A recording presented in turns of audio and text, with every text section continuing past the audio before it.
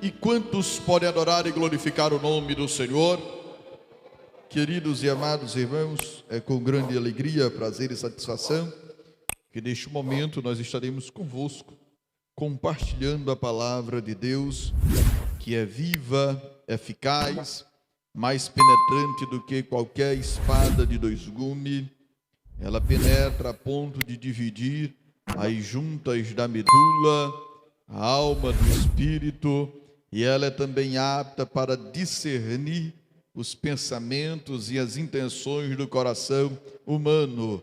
Esta é, meus irmãos, a palavra de Deus que nos dá vida, que nos dá força e que também nos dá vigor. Eu quero convidar neste momento você para abrir a sua Bíblia juntamente comigo, Romanos capítulo de número 1 e o versículo de número 16 e também o versículo de número 17. Esses dois versículos, nós, meus irmãos, estaremos, Romanos capítulo 1, versículos 16 e 17. Ao longo destes dias, nós estaremos meditando sobre esta carta que Paulo escreve aos romanos. É uma carta muito rica e certamente trará grandes ensinos para nós, para a igreja do Senhor, tendo em vista a sua atualidade. Quantos encontrarem podem dizer amém?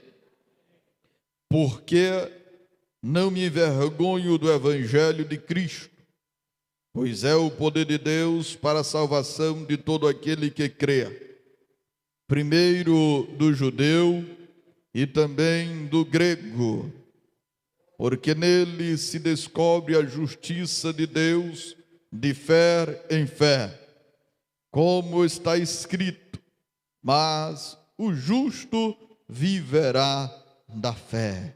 Louvado seja o nome do Senhor para todo sempre.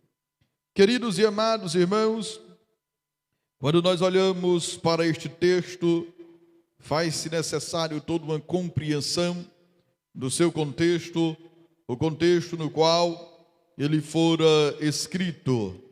Esta carta que Paulo escreve, obviamente a autoria é dele, ela tem como tema central, meus irmãos, a revelação da justiça de Deus. A palavra justiça em Romanos aparece cerca de 27 vezes, enquanto que a palavra injustiça aparece 5 vezes. Isso demonstra o teor com o qual Paulo se direciona para aquela igreja, no intuito de assim trazer a revelação, não simplesmente a eles, mas também a nós, nos dias atuais, acerca da justiça de Deus. Queridos e amados irmãos, povo de Deus que nos ouve nesta noite, nós temos no céu um Deus que é justo, um Deus, meus irmãos, que tem no seu equilíbrio a verdade e a justiça, e com esta justiça certamente haverá de julgar os seres humanos, de julgar os homens.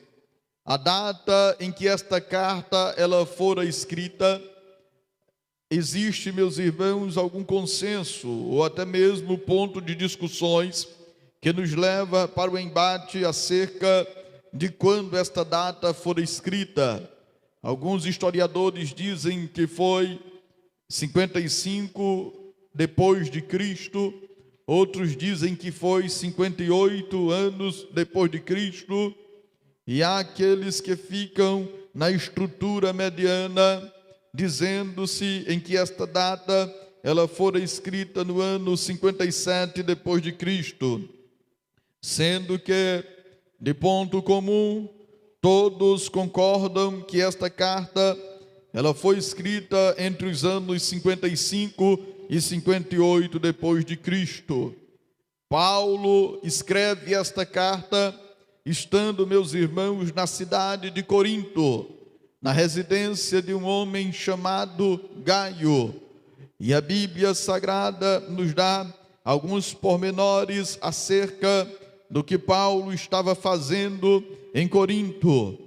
era, meus irmãos, a finalização da sua terceira viagem missionária. E ele então tem o propósito de, com a ajuda de Técio, que provavelmente fora quem escreveu esta carta, obviamente tendo Paulo como aquele que editava, é o que diz Romanos capítulo 16 e o versículo 22, Técio escreve esta carta como auxiliar de Paulo, e o propósito dele era, meus irmãos, combater alguns boatos acerca do ministério e da mensagem que Paulo trazia, até mesmo do Evangelho de Jesus Cristo. Também o outro propósito com que Paulo escreve aos Romanos era a correção de alguns problemas existentes entre judeus e gentios. Ora, a igreja de Roma, meus irmãos, era formada por este público-alvo. A sua composição era de judeus e também gentios. Não dá para nós, meus irmãos, tecer comentário acerca da proporção, a quantidade, se quem predominava era judeus ou quem predominava era o gentio. Uma coisa é certa, Paulo vai tentar, através desta carta, dirimir ou resolver alguns problemas, até mesmo de relacionamento entre estes dois grupos de pessoas. Paulo também tem o intuito de solicitar aos crentes em Roma uma oferta especial para a colheita que ele estava fazendo em relação aos crentes em Jerusalém. Ele tinha, meus irmãos, também como objetivo, a partir de Roma, pregar o evangelho ali, meus irmãos, na Espanha. Contudo, isso não lhes acontecera. Paulo, meus irmãos, ao escrever esta carta, nos dá o entendimento de que ela, certamente, a igreja em Roma, não fora fundada por ele. Apesar de ser alvo destinatário desta carta, os crentes em Roma não foram ganhos por Paulo. Na realidade, não se dá nem para mencionar quem ganhara os irmãos naquela cidade, que era, meus irmãos, extremamente importante. Contudo, alguns textos da Bíblia nos levam a crer que os crentes em Roma foram ganhos a partir do dia de Pentecoste, aonde, meus irmãos, em Jerusalém, estava muitas pessoas de várias cidades, de vários, meus irmãos, pontos, e inclusive até mesmo de Roma, conforme Atos capítulo 2 e o versículo de número 10. Estavam ali judeus e também, meus irmãos, Atos capítulo 2 e o versículo de número 10 nos revela que haviam judeus e prosélitos convertidos lá no dia de Pentecoste, e estes homens certamente levaram para Roma a mensagem do Evangelho, e esta mensagem invadiu o coração daquelas pessoas que se converteram a Cristo, até mesmo com uma ausência de sinais ou milagre. É por isso que Paulo vai, de certa forma, elogiar a fé dos romanos, porque eles não contemplaram na sua essência a existência de milagres feitos pelos apóstolos ou até mesmo por alguém enviados por Deus, mas receberam de bom grado, até mesmo que com forte influência do judaísmo, receberam o Evangelho de Cristo. Louvado seja o nome do Senhor para sempre. Queridos e amados irmãos, para iniciar este estudo, faz-se necessário primeiro compreendermos o que Paulo quer dizer no capítulo de número 1. Nós poderíamos dividir o livro de Romanos, ou esta carta, em 5, meus irmãos, tópicos diferentes. Por exemplo, poderíamos falar sobre a necessidade do homem de forma desesperada acerca da justiça de Deus. E essa necessidade perpassa tanto pelos gentios quanto pelos judeus e até mesmo a necessidade universal. Poderíamos falar, meus irmãos, sobre a gloriosa provisão divina da justiça de Deus, a concretização da justiça e até mesmo a justiça da fé relacionada com Israel. Paulo divide muito bem esta carta em questões doutrinárias e depois, meus irmãos, ele vai, como na sua maioria, nas cartas que ele escreve, ele vai para a aplicação pessoal. Romanos capítulo 1, versículo de número 1, Paulo faz uma autoapresentação.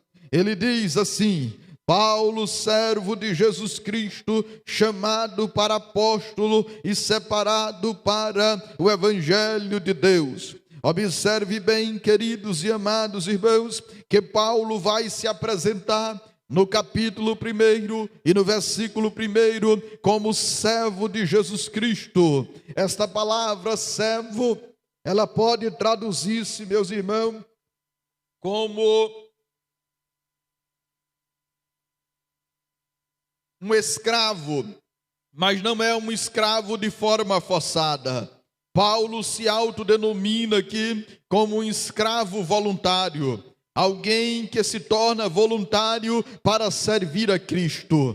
Não é diferente da minha história, não é diferente da tua história. Nós somos chamados pelo Senhor para servir. Nós estamos aqui nesta terra com o intuito primordial de servir ao Senhor, de servir a sua causa. Nós somos chamados, meus irmãos, para servir a Deus de forma voluntária. Nenhum de nós que aqui estamos de forma obrigada, não, mas nós estamos de forma espontânea, assim como Paulo se denominou servo de Jesus Cristo, louvado seja o nome de Jesus. É interessante lembrar que hoje vivemos um período em que as pessoas não querem mais servir o seu próximo. É mais, meus irmãos, quem quer ser servido. É mais, meus irmãos, aqueles que querem tomar posição de destaque. É mais, meus irmãos, aqueles que querem tornar-se aparente ou até mesmo apresentáveis diante da sociedade e do mundo.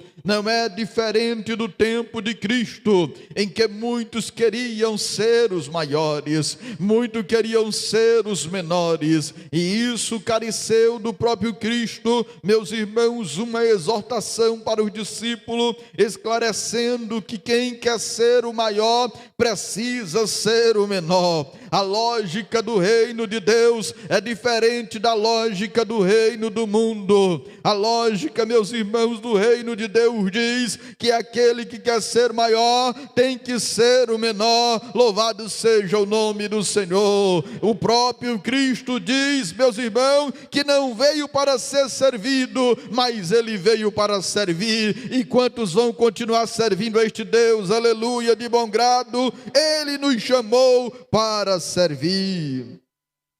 Paulo se apresenta como servo de Jesus Cristo.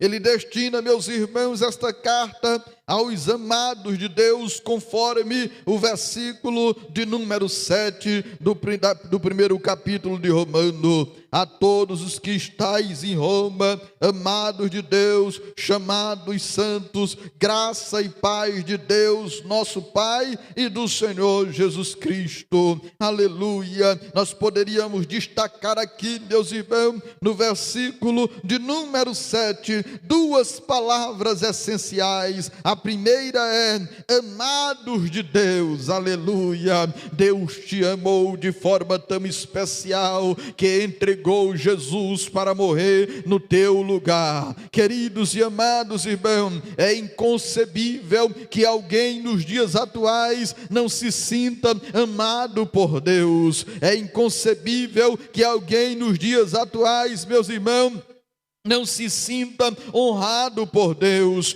pois o amor de Deus superou o pecado, o amor de Deus superou a vergonha, o amor de Deus superou o ódio, o amor de Deus superou o erro, porque aonde abundou o pecado, superabundou a graça de Deus. E Paulo agora escreve esta carta aos crentes em Roma, chamando-os de amados de Deus. Aleluia, meu irmão, minha irmã, Deus te ama, aleluia. Você pode até se sentir desprezado da sociedade, você pode até se sentir desprezado do seio familiar, mas existe um que não te despreza, existe um que não te abandona, existe um que não te desampara, existe um que não te deixa só. Você é amado de Deus, aleluia.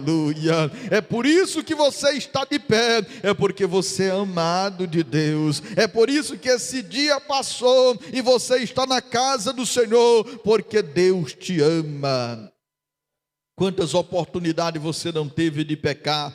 Quantas oportunidades você não teve de se desviar? Quantas oportunidades você não teve até mesmo para se desgostar e pensar em desistir da caminhada? Mas o amor de Deus está derramado no teu coração pelo Espírito Santo do Senhor. E este amor nos impulsiona a servir a Ele, a, meus irmãos, amar também a sua palavra. Por isso Paulo está aqui se referindo aos crentes em Roma, chamados de amados de Deus, e eles também chamam, meus irmãos, de chamados santo. Esta palavra santo significa separado do mundo. Além de amado, você também é santo, aleluia. A igreja não é, meus irmãos, para se misturar com o sistema mundano. A igreja, meus irmãos, não é para viver como o mundo dita. Infelizmente, nós estamos vivendo um período em que o mundo está ditando a forma de falar, a forma de vestir, a forma de andar, a forma, meus irmãos, até mesmo de cortar o cabelo. O mundo está querendo ditar a sua moda, mas você foi chamado por Deus, aleluia. Você foi amado por Deus e chamado para ser santo, para ser separado. É por isso que a igreja, meus irmãos, não deve comungar com as obras do mundo. É por isso que você nem deve mesmo se conformar, se adaptar ao que o mundo está regendo. Não, você, meus irmãos, tem a mente de Cristo, aleluia. Você é santo na tua forma de viver, você é santo na tua forma de pensar, aleluia. Paulo chama os irmãos de amado e explica que eles são santos de Deus. Louvado seja o nome do Senhor para todo sempre. Quantos estão compreendendo esta palavra e podem dizer amém? Então Paulo faz uma alta apresentação e ele vai na contramão de tudo aquilo que a gente conhece, porque hoje, irmão, geralmente para uma pessoa se apresentar, ela quer se apresentar com os melhores adjetivos, não é verdade? Ela quer se apresentar com o melhor currículo. Quem é você? Eu sou fulano de tal, eu sou graduado, eu sou formado, eu sou isso, eu sou doutor, eu sou pós-doutorado, eu faço isso, eu faço aquilo. As pessoas querem se apresentar sempre por cima, mas Paulo se coloca na condição de servo. Ele diz, eu sou servo, aleluia, servo de Jesus. Que coisa maravilhosa, irmão. Isso mostra a simplicidade do apóstolo Paulo e a forma como ele se apresenta para os crentes em Roma. Paulo também, meus irmãos, ele vai expressar no primeiro capítulo desta carta um desejo e um elogio. Ou eu posso fazer a inversão aqui, um elogio e um desejo. É o que nós encontramos no primeiro capítulo, a partir do versículo de número 8. Veja só o que Paulo vai dizer. Primeiramente, dou graças ao meu Deus por Jesus Cristo, acerca de vós todo, porque em todo o mundo é anunciada a vossa fé. Que coisa maravilhosa. Paulo se expressa aqui, meus irmãos, chamando-nos a atenção para a notoriedade da fé dos romanos. Eles estavam em um patamar tão especial que a sua fé era demonstrada para as outras pessoas. E até mesmo essa fé gerava comentário. Paulo vai dizer: olha, eu sou grato a Deus, porque a fé de vocês é anunciada em todo o mundo. Paulo vai apreciar, meus irmãos, a fé dos romanos. E eu disse, volto a repetir, a fé dos romanos foi uma fé, meus irmãos, sobrenatural. Eles não precisaram de nenhum milagre aparente, eles não precisaram, meus irmãos, de nenhum acompanhamento apostólico, no que se refere a um acompanhamento pessoal, mas eles foram impactados pela chama do Espírito Santo, evidenciada no dia de Pentecoste, e o Espírito Santo transformou a vida deles. O Espírito Santo alimentou a fé daqueles homens, de sorte que o mundo dava testemunho da fé daquela igreja. Será que o mundo pode dar testemunho da nossa fé, meus irmãos? Será que o mundo pode dar testemunho da nossa crença? Será que o mundo pode olhar para nós e dizer: são servos de Deus, são crentes na pessoa bendita de Jesus? Ou simplesmente nós estamos na mesma caminhada, nos mesmos passos? Hoje, irmão, há uma dificuldade grande, até mesmo uma crise de identidade. Não se dá mais quase para diferenciar, meus irmãos. Existem igrejas por aí que não há mais diferença nenhuma de movimentos espirituais com movimentos mundanos. Os membros desta igreja, eles andam no curso do mundo, fazem o que o mundo faz. Mas Jesus nos chamou para ser santo, e a nossa fé deve ser evidenciada naqueles que estão ao nosso redor. Nós precisamos impactar. Hoje a igreja sofre, meus irmãos. Hoje nós sofremos, até mesmo na proclamação do evangelho, em virtude do testemunho de alguns.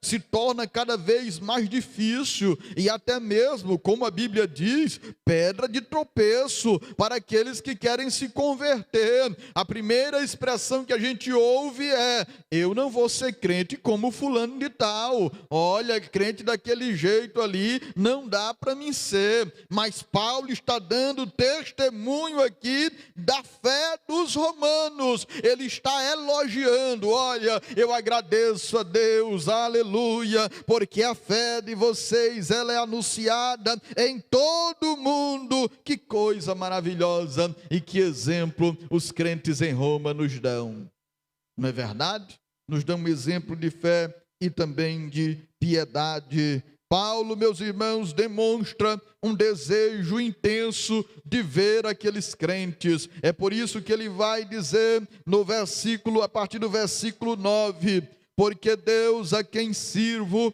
em meu espírito, no evangelho de seu Filho, me é testemunha de como incessantemente faço menção de vós. Louvado seja o nome do Senhor, pedindo sempre em minhas orações.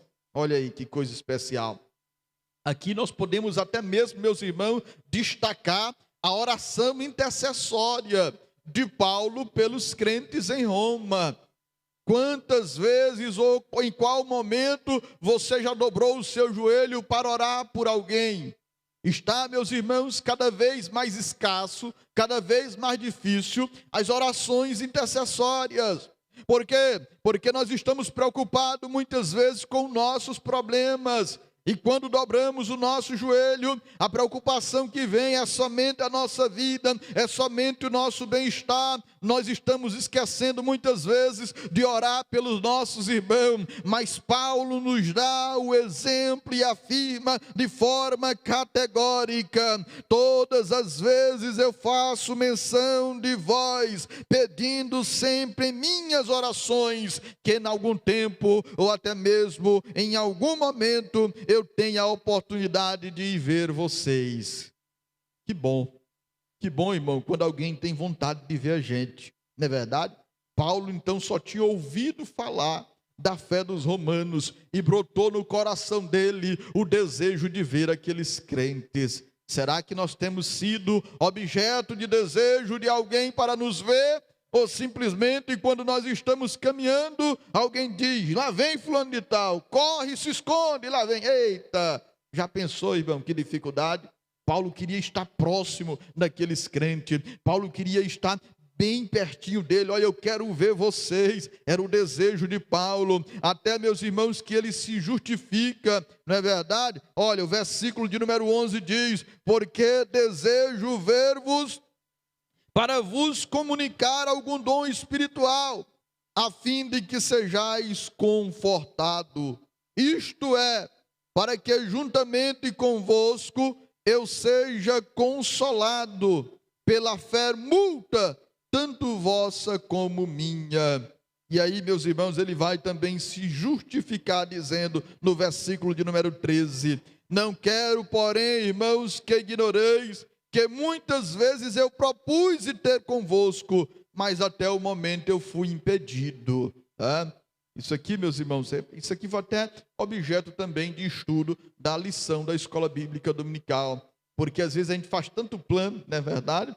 Às vezes nós planejamos tantas coisas, tantas viagens, meus irmãos, mas a resposta certa vem de Deus para a nossa vida. Louvado seja o nome do Senhor. Paulo se justifica aqui para os irmãos dizendo, olha, eu desejei muito ter com vocês e visitar vocês, para a gente se regozijar, para a gente conversar de coisas espirituais, mas eu fui impedido, é o versículo de número 13, para também ter entre vós algum fruto, como também entre os demais gentios, né? Louvado seja o nome do Senhor. E aí, meus irmãos, Paulo, ele demonstra no versículo de número 16, para os estudiosos da carta de Paulo aos Romanos, os versículos 16 e o versículo 17 são os pontos centrais desta carta.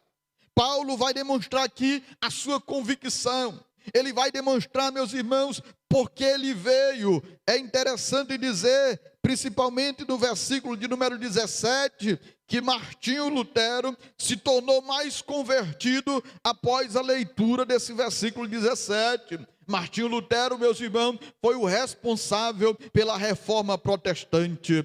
O próprio João Calvino também, que era um dos reformadores, dizia que a carta aos Romanos, ela abria um leque, ela abria um caminho para um entendimento mais profundo das Sagradas Escrituras. Se não me falha a memória, João Crisóstomo, meus irmãos, pedia que esta carta fosse lida para ele pelo menos uma vez por semana em voz alta. Muitos homens foram impactados pela carta que Paulo escreve aos Romanos, porque ela mostra o nosso erro, ela aponta a nossa falha, ela aponta os nossos pecados, mas também aponta a graça de Deus, aleluia, se contrapondo aos nossos erros. É por isso que esta carta transforma a vida, e eu faço um convite aos irmãos para no decorrer destes dias mergulharmos no estudo sistemático desta carta. Nós vamos passar um bom período ministrando sobre a carta aos Romanos, e olha que hoje nós estamos começando no capítulo de número 1. Irmãos, é uma carta muito rica. Eu quero aconselhar os irmãos a meditar nesta carta. Paulo vai demonstrar a sua convicção. Ele vai, na realidade, tratar aqui nos versículos 16 e 17 sobre o assunto desta carta, que é a justificação, que é a justiça de Deus. Louvado seja o nome do Senhor. E então, meus irmãos, alguém poderia até mesmo dizer, alguém poderia até mesmo caluniar e lançar boatos dizendo, olha, Paulo não vem aqui porque quem sabe ele está envergonhado do evangelho. Paulo não vem em Roma porque ele está preso em alguma circunstância. Ele não vem em Roma porque ele não tem a ousadia, ele não tem mais a graça. E agora Paulo revela no versículo versículo de número 16, dizendo: porque não me envergonho do evangelho de Cristo. Por que não me envergonho do evangelho de Cristo? Meus irmãos, o evangelho não deve ser motivo de vergonha para nós. Mas infelizmente, algumas pessoas se envergonham do evangelho. Infelizmente, e hoje o que está na moda, irmão, não é nem se a questão de crente, né? É ser evangélico. Antigamente a gente era chamado de protestante, não é verdade? Era protestante. Quando a gente ia para a sala de aula, aí já fazia logo as percepções. Olha, esse aqui é da religião tal, e esse aqui. Aí a gente levantava e dizia: sou protestante, né? Hoje em dia as pessoas querem ser chamadas de evangélicos, de gospel, o meio gospel, que tanto, meus irmãos, tem trazido vergonha para nós, não é verdade? A ponto até mesmo de macular o chamado de alguns. Hoje o meio gospel, irmão, ele tem na realidade se traduzido em vergonha, mas Paulo não está falando aqui deste meio. Paulo está falando do verdadeiro evangelho. Paulo está falando das boas novas. Paulo está falando da mensagem que transforma. Paulo está falando da mensagem que liberta. Paulo está falando da mensagem que dá vida. Paulo está falando da mensagem que conserta. Aleluia. Métodos terapêuticos, métodos psicológicos podem não transformar, mas o evangelho transforma. Aleluia. O evangelho pega quem está na sarjeta e coloca para se assentar junto com os príncipes. Este é o evangelho. E Paulo está dizendo aqui: eu não me envergonho do evangelho. Não me envergonho. Irmão, existe uma coisa pior do que se envergonhar do evangelho. Vocês sabiam? Existe uma coisa pior do que se envergonhar do evangelho. E que coisa é, pastor? É envergonhar o evangelho. Tem crentes que nem se envergonham, mas envergonham o evangelho com as suas ações e com as suas atitudes. Irmão, e o mundo está de olho em nós. Você sabia? Aonde você vai, você é observado. Comete um erro, fala alguma coisa que você não devia. A primeira coisa que vão dizer assim: rapaz, ainda disse que é crente. Olha a cara dele. Rapaz, tu não é crente, tu não é para falar isso. Tu não é crente, tu não é para agir desse jeito. Irmão, e tem aqueles que se sentem à vontade para envergonhar o evangelho com as suas ações, com as suas atitudes, não é verdade? Aí as suas palavras, as suas ações, o seu gesto não condiz com a maneira que eles devem viver. Mas Paulo está nos exortando aqui, está demonstrando a convicção que ele tem: eu não me envergonho do evangelho. O evangelho é para ser testemunhado, meu irmão, a toda criatura. Aonde você for, o evangelho é para ser testemunhado. Mas hoje, nós estamos sentindo vergonhas, até mesmo de dar a paz do Senhor. Vocês sabiam? A gente encontra alguém na rua, se ele não virar a cara para o outro lado, às vezes só levanta a mão, e quando levanta, porque às vezes agora só querem fazer gesto com a cabeça assim, né? Não resolve não, irmão. Né? Antigamente, quando os crentes se viam do outro lado da rua, da calçada, era a paz do Senhor, meu irmão. Hoje ninguém quer dizer mais a paz do Senhor, né? É como se sentisse assim uma vergonha aí, irmão. Você foi chamado por Deus, você é servo de Deus, o evangelho brilha em você, aleluia. Até o teu tom de voz, aleluia. Na saudação da paz do Senhor, alguém já pode dizer: ei, aí vem um crente. Você, meus irmãos, é transformado pelo evangelho. Você pode estar envolto neste mundo, chegou numa rodinha de conversa, eles são obrigados a mudar de assunto, porque chegou um crente verdadeiro, aleluia. Já aconteceu com você? Alguém está conversando um assunto indecente, bora mudar de assunto, chegou o irmão aí. Bora mudar de assunto, que chegou a irmã, né? Porque o evangelho está irradiando na tua vida. Louvado seja o nome do Senhor. Paulo não se envergonha do evangelho, e Paulo vai explicar por que ele não se envergonha do evangelho. 3 pontos principais levam Paulo a não se envergonhar do evangelho. Primeiro, é o poder de Deus. Quantos podem glorificar a Deus por isso? A mensagem que você acredita, A mensagem que você prega não é uma mensagem morta. O evangelho é poder de Deus. Poder, meus irmãos, é força, poder é vigor, poder pode até ser considerado como uma dinamite na sua raiz da palavra grega. Poder, meus irmãos, é aquilo que transforma, poder é aquilo que revela, poder é aquilo que sustenta. Poder, meus irmãos, o evangelho é poder, mas não é poder humano, não é poder demoníaco, não é poder filosófico, não. O evangelho não é poder econômico, o evangelho é poder de Deus. Paulo diz: eu não me envergonho do evangelho, pois é poder de Deus. Você tem o poder de Deus na tua vida, meu irmão. Você tem o poder de Deus na tua vida, minha irmã. Louvado seja o nome do Senhor. Então não se intimide diante das adversidades, diante dos problemas, diante da sociedade. Não, o poder de Deus está na tua vida, o evangelho está na tua vida. Influencie quem está ao teu redor e não seja influenciado por ele, porque o evangelho te transformou, o evangelho te libertou. Antes você era uma velha criatura, mas as coisas velhas se passaram e eis que tudo se fez novo. O evangelho liberta, o evangelho transforma, o evangelho perdoa, o evangelho dá vida, o evangelho dá vigor, o evangelho anima, o evangelho limpa, o evangelho purifica, o evangelho lava, o evangelho conduz. É por isso que os nossos pés devem estar calçados na preparação do evangelho da paz. Aleluia. Não retire o evangelho da tua vida, não retire o evangelho do teu coração. Hoje, meus irmãos, é impressionante como muitos crentes têm retirado o evangelho da sua vida. São crentes desde menino, crescem na igreja, são consagrados na igreja, aí vão crescendo, vão se desenvolvendo, aí vão, meus irmãos, muitas vezes elevando em seus estudos e acaba retirando o evangelho da sua vida. Não estou pregando aqui que você não deve estudar.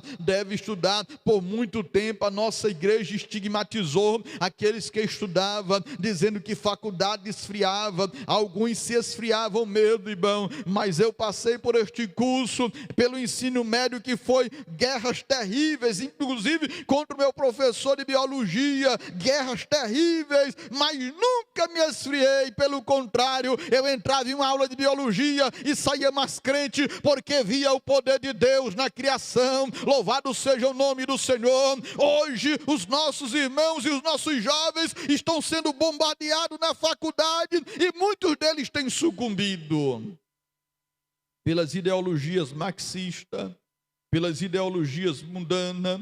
Muitos têm deixado de acreditar na Bíblia, porque essas ideologias retiram Deus, fortalecem o ateísmo. Ei, mas você, além dessas ideologias que devem ser lançadas fora, você tem o evangelho da paz na tua vida, aleluia, e você não deve se envergonhar dele, não, você deve abraçar e expor o evangelho aonde você estiver. Pastor, mas eu não sei falar. Pastor, mas eu sou tímido. Expõe o evangelho através da tua vida. Louvado seja o nome do Senhor. Não se conforme com este mundo. Paulo, ele vai dizer que este evangelho é o poder, e este poder, meus irmãos, salva. É o poder de Deus para a salvação. Este evangelho salva. Quantos aqui foram salvos pelo evangelho? Aleluia. O evangelho alcançou você, minha irmã. O evangelho produz salvação. E nós estamos salvos da ira vindoura. Você sabia disso? A salvação, nesse aspecto aqui, ela abrange os teus tempos, tanto o passado, quanto o presente e quanto o futuro. Nós estamos salvos no presente, porque aquele que crê em Jesus tem a vida eterna. E nós estamos salvos, meus irmãos, lá no futuro. Se você perseverar até o fim, você será salvo. Louvado seja o nome do Senhor. E você vai ser salvo porque é pelas tuas obras, é pela tua inteligência, é pela tua beleza, É pela tua influência político-econômica? Não, você é salvo pela graça de Deus e pelo poder do Evangelho que transforma o homem. Paulo está expondo a sua convicção. Louvado seja o nome do Senhor. Porque não me envergonho do Evangelho, pois é o poder de Deus para a salvação de todo aquele que crê, primeiro do judeu e também do grego. Oh, irmão, o Evangelho não faz acepção de pessoas. O Evangelho encontra e alcança todos. O Evangelho alcança o pobre, alcança o rico. O Evangelho, meus irmãos, alcança aquele que tem sabedoria e aquele que é indouto. O Evangelho alcança quem sabe escrever e quem não sabe. O Evangelho alcança quem sabe ler e quem não sabe. O Evangelho alcança, meus irmãos, o branco e alcança o negro. O Evangelho, meus irmãos, alcança o índio, alcança o africano, alcança o chinês, alcança o japonês, alcança o brasileiro, o americano. O Evangelho alcança, e o que deve fazer é abrir o coração, porque Deus não faz acepção de pessoas e o Evangelho busca salvar a todos. A segunda convicção de Paulo, e aqui eu vou encerrar essa primeira parte do estudo, está no versículo de número 17, porque nele o quê? No Evangelho. O Evangelho, meus irmãos, nos revela a justiça de Deus. Aleluia! O Evangelho, meus irmãos, nos leva para a nobre identificação, porque nele se descobre a justiça de Deus, de fé em fé. É muito bonita essa expressão de fé em fé. Essa expressão, meus irmãos, de fé em fé, significa literalmente uma fé do começo ao fim. Isso aqui é muito importante para nós, porque tem gente que quando se converte, irmão, a fé dele é renovada. Ele não quer perder culto, ele não quer perder evangelismo, ele não quer perder, meus irmãos, vigília. Todo o trabalho que tem na igreja ele está envolto. Conheço algumas pessoas assim, mas com o passar do tempo parece que a fé ela vai se esfriando, a fé ela vai diminuindo. E a questão de fé, meus irmãos, é uma questão tão séria que existe até mesmo uma indagação bíblica acerca da fé. Porventura, quando o Filho do Homem vier, achará fé na terra? Às vezes estamos dentro da igreja, mas não estamos praticando a fé. Às vezes estamos dentro da igreja, mas estamos atuando como incrédulo. Não acreditamos no poder de Deus, não acreditamos na ação de Deus, e principalmente nesse período agora que há uma onda de reforma, uma onda de origem para voltar ao tradicionismo, para voltar ao tradicional, no que se refere à extinção e à cessação dos dons espirituais.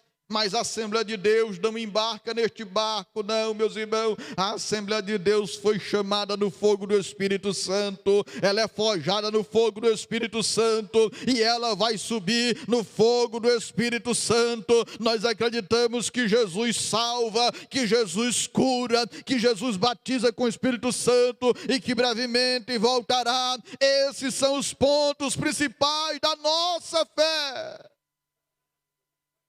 Nele se descobre a justiça de Deus, de fé em fé, do começo ao fim.